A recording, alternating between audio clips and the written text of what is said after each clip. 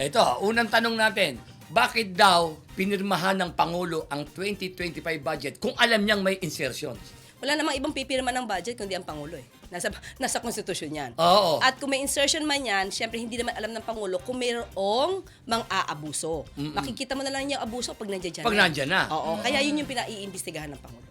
Ayun. Para lang Siyempre, sa- tama nga naman. Sino mapipirma? Siyempre, ang Pangulo. Wala Saka- kasi institusyon natin At yun. that time na may mga pinasok, kasi ang Pangulo naman sa atin, sa OP, is proposed budget. Uh-huh. So kung may kailangan idagdag na proyekto, ang ibang mga mambabatas natin, basta walang problema, ayos naman yun eh, para sa bayan eh. Ang problema lang dyan, kung may mga kickbacks. Yun. Yun yun. Yun ang kickbox.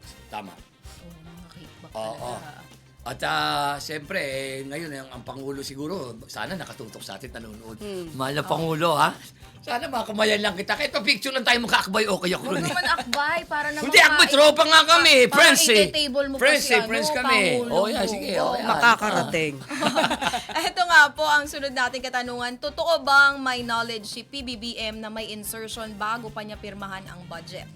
Again, proposed budget kasi ito. Mm. Kung meron nagdadagdag na ibang mga project na maayos at nakita na maayos, i-approve naman yan. Kasi proposed budget lang yung sa amin. Eh. Oo. So kapag okay yung proyekto, walang problema yan. So ang problema lang kasi, nga, sabi natin, kung inabuso yung pondo ng bayan, yung palang proyekto pala, eh hindi existing. Doon magagalit ang Pangulo. Siyempre, ho, siyempre.